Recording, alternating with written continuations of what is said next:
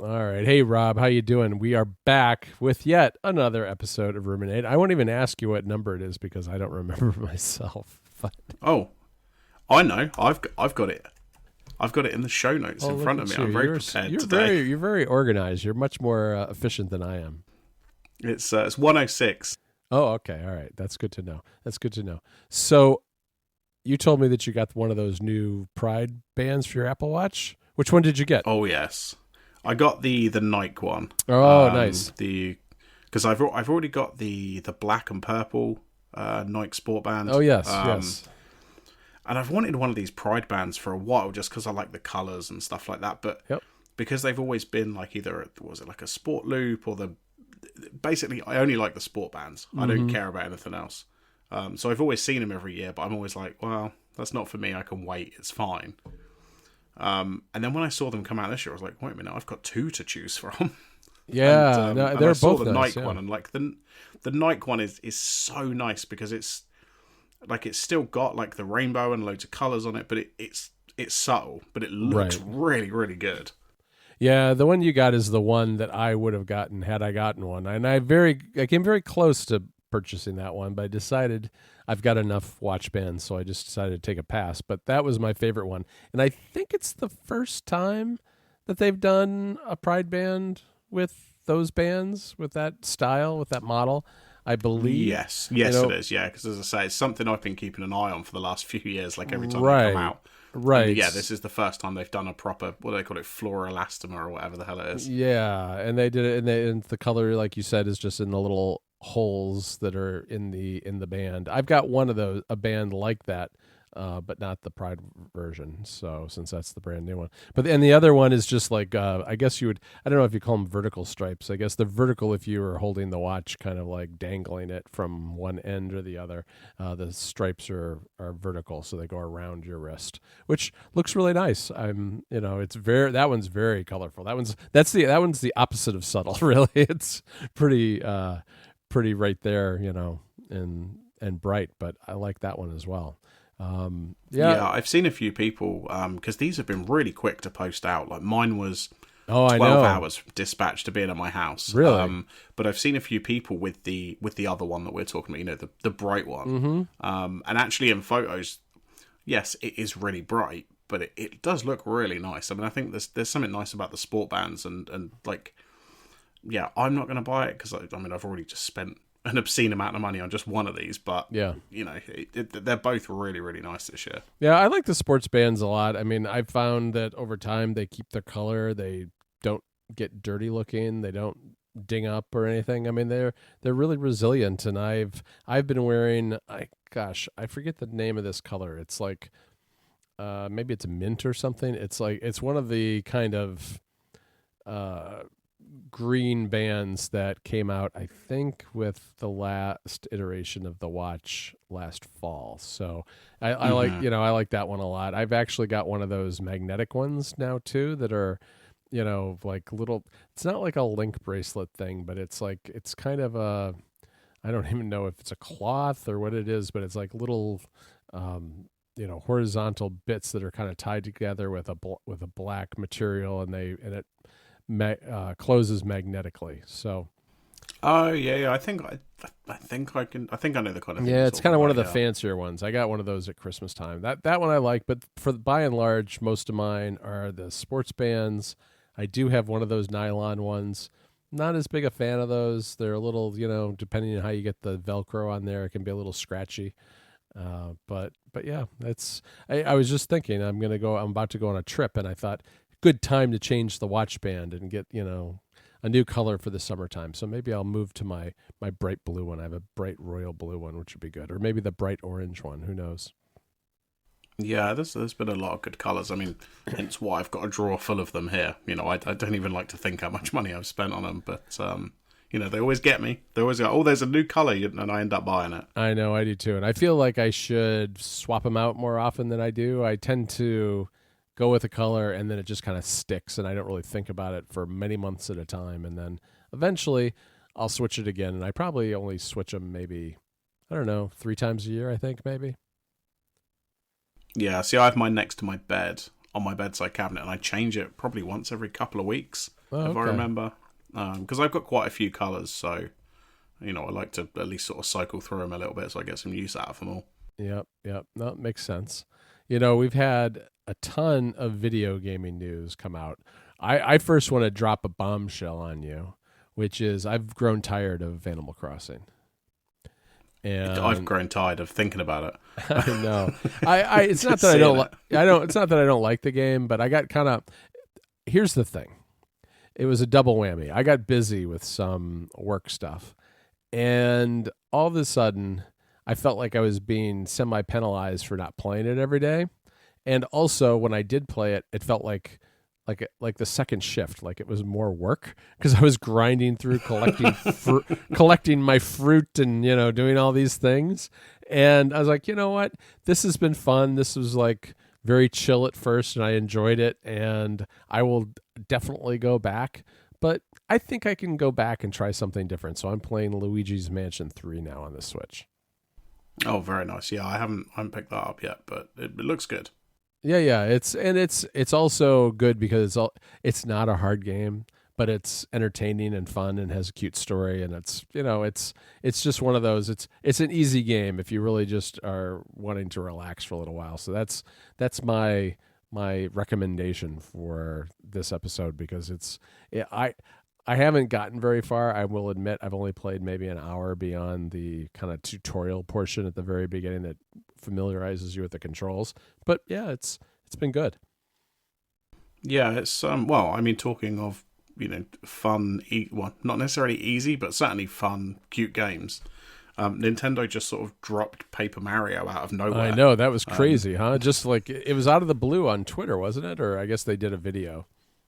Yeah, well, I don't think there was no direct though. It was No, just like, right. oh, here's a trailer for this. It's coming out in 2 months, and we're like, oh, okay, great. Yeah, I know. That's perfect. It's quick. It is like I think it's right before WWC. That's how I measure most things at this time of year. But I think it's like Sure. the 19th or something, maybe. Yeah, so I think if I'm Did I get that remembering wrong? correctly, I I think might it's be the same day of. Oh, you know what? I'm thinking of an album that I was looking forward to that's coming out on the 19th. That's Phoebe Bridgers, for everyone's knowledge. Phoebe Bridgers' album Punisher is coming out on the 19th of June. Okay, I think that's the same day that Last of Us 2 comes out. The 19th? I don't know. Yeah, I think so. I'll have to check my Oh, pre-order. well, no, I was going to say, this is not. You look up Paper Mario release date, and what did I get? I got Paper Mario for the Nintendo 64. There we go. Yeah, so June 1997, it's coming out. Is that? Yeah. No, August 11, 2000 is when it came out. Okay, I went a little bit too early. Yeah, I'm not very good at these computers and this Googling thing. July 17th is what this says. Okay, so yeah, I mean, it's kind of wild that it's sort of like they just dropped this. There was no direct. There was no Right. nothing. It's just here's a trailer, and if this is what they're releasing right now, like what are they going to release when like things are sort of quote unquote back to normal? Because this is clearly isn't like something they're making a big song and dance about. They're just like, here's the trailer, we're gonna sell it. Like it feels like they must be sort of holding back a bunch of stuff for the rest of the year. Yeah, I could really, it's interesting. I guess I'm not surprised for a couple of reasons. One is, last fall, Christmas, there was definitely a lull after all the big releases came out early on at the Switch, right? After Zelda and Super Mario Odyssey and all the other big games that came out.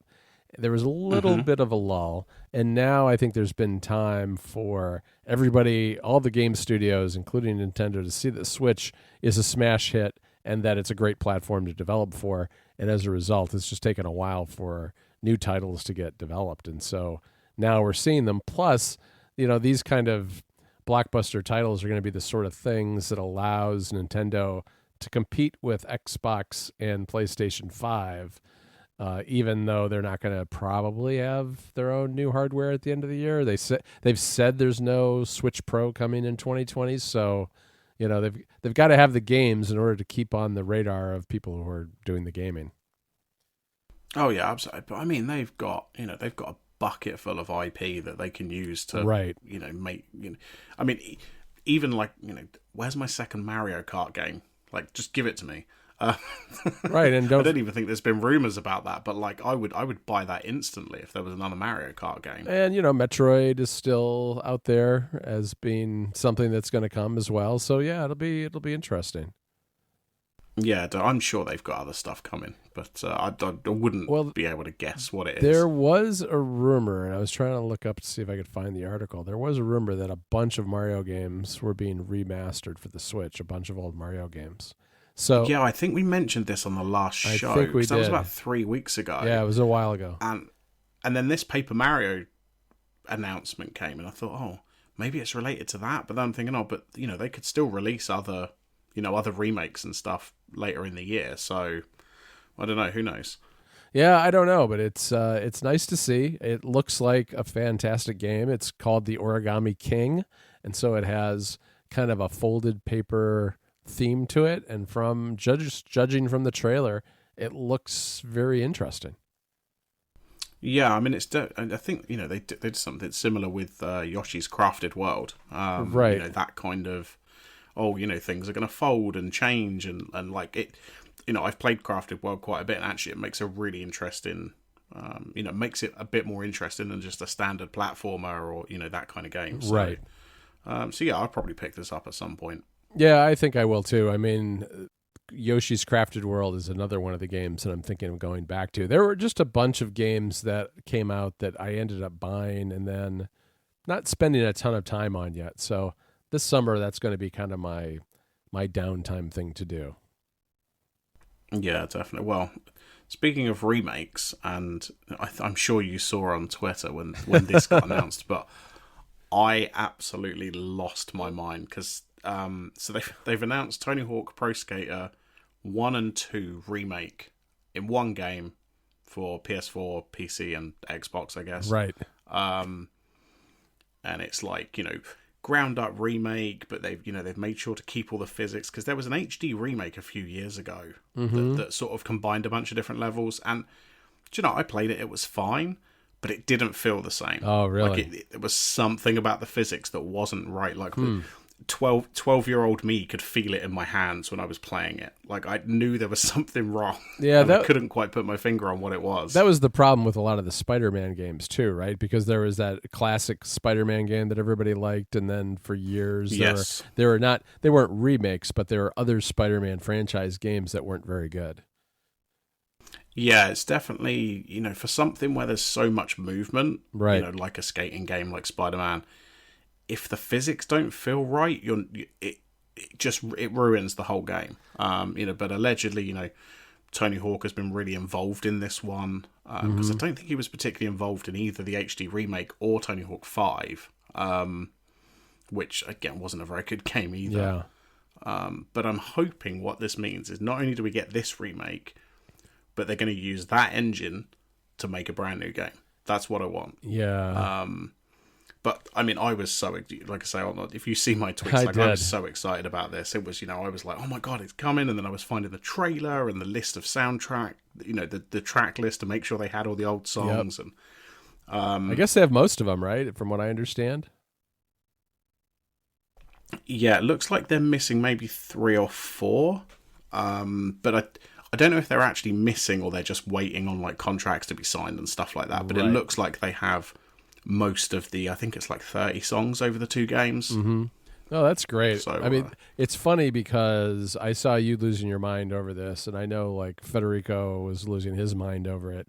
And I've never played a Tony Hawk game. This is the era of gaming that was my dead zone, really. The 90s are just like a period where, except for I guess at the very beginning of the 90s, I did not play many video games at all. And so, and if I did, they were Nintendo games. So this era of Sony and whatnot is just something I never played. So I'm really looking forward to it because I've heard so many good things from so many different people over the years. Yeah, and I mean, I think this is definitely the way to play these two because Tony Hawk 1 and 2 were on the original PlayStation, so these aren't even like PS2 games. Right. And like I have them both here, and a couple of years ago I put in, I think it was the first one, which, funny enough, actually isn't called Pro Skater. It's called Tony Hawk's Skateboarding. Yeah. They changed the Pro Skater from the second one, but if you start playing it like on the original hardware and stuff, it's not good. It's really terrible frame rate. Like the graphics look awful. Like it's supposed to be this like fast paced game. It was great when I was a kid, but like now it's not. So like these remakes, I think, are really really good for being able to like play the original game per se. Without having to worry about how crappy they look. Right. Yeah. Speaking of old games, you know what I'm gonna do is, I don't know if you saw Quinn Nelson's recent video where he put an emulator on an iPad Pro. Yes, I did see that. Yeah, this is not a new thing, obviously, but it kind of came back and people have been more interested in it again because with the alt store that's available where you can kind of sideload games and other unapproved things onto an iPad, it's become a little easier. And I have an iPad mini, which has an A12 processor in it. I mean, it's not as powerful by any stretch as the iPads, but the iPad Pros, but it's really up there. And I've also got that Game Vice controller that puts the controller at the short ends of the iPad mini. And I think I'm going to do it. I just haven't found the time to do it yet because I'm going on a trip soon, a car trip soon, and I don't have the time to do it beforehand. But as soon as I get back, I am going to do that, and that's going to be my summer retro gaming machine, I think.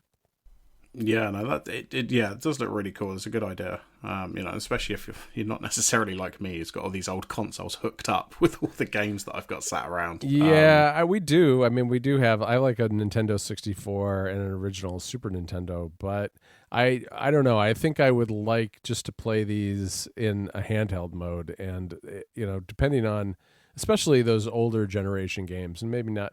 It wouldn't work as well with most of the Wii games because you don't have the same kind of controls necessarily. But yeah, I think it'd be a good way to play.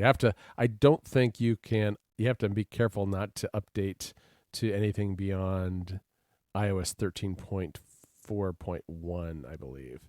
But my mini's still on that, so I think I'm going to do that because that's I wrote my big story on Mac Stories about the mini, and the mini has been in part a gaming platform for me already with iOS games. So I think it'd be fun to kind of test it out with something a little different too. Yeah, definitely. Well, I actually thought when I postponed this week's recording, I thought we'd definitely have PS5 news to talk about. But no, nothing yet. Yeah, I know. Still waiting for some PS5 stuff. Did you see the Unreal Engine trailer though of what they're doing with Unreal Engine 5, which was running on a PS5?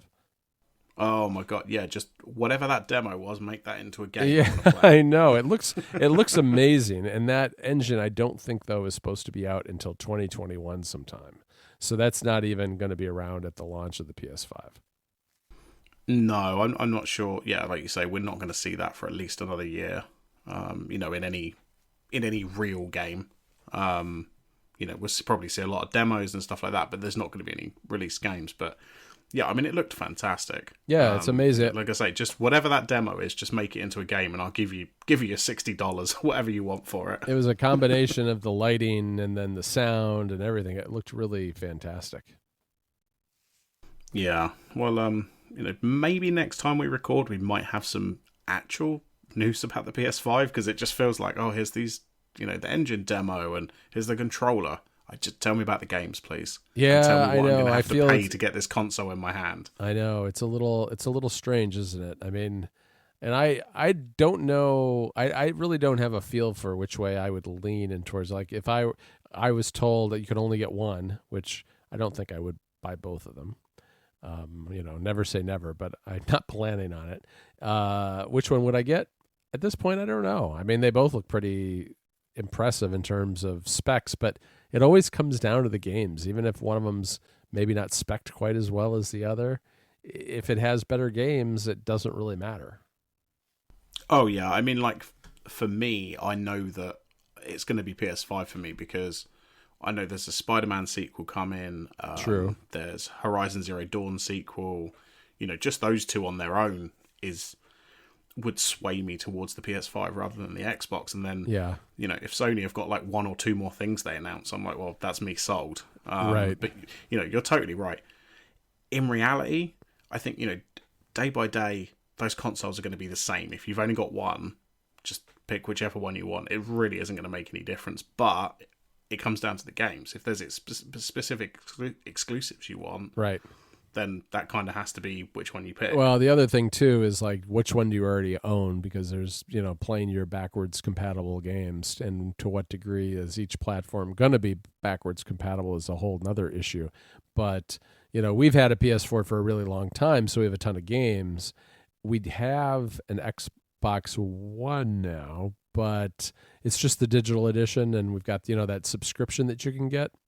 That and that's a really good deal, actually, when it comes down to it, because not only do we have the Xbox, but we also have a game. My son has a gaming PC, so between those two things, that subscription is totally worth it. There's always like a really good free game available all the time, and it's a good way to consume your games. The only downside is because it's just a digital Xbox that we got. You're stuck with paying the full price. I mean, I don't buy a lot of discs anymore because I just don't like having them, but it still drives me crazy that the cheapest way to buy a game usually is by buying a disc on Amazon. I mean, whether it's Sony, Microsoft, or Nintendo, that's almost always the case these days. Yeah, otherwise you have to like wait for a sale or something and hope that it's cheaper than the physical, but that's very rarely the case even then. Right, so, exactly. Yeah, but I don't know. What are you going to do? It is what it is. I mean, they're still doing discs for the next consoles, so I guess we've got another at least sort of 5 years of this. Yeah, exactly. Exactly. Cool. Okay, well, fingers crossed maybe we'll have some more PS5 news. Yeah. Next time we record. If not, I'm sure we'll find some other things to talk about. Yep, absolutely. We'll be getting pretty darn close to WWC by then too, so I don't know. Oh, yes. I'll have some Apple things to talk about, I'm sure.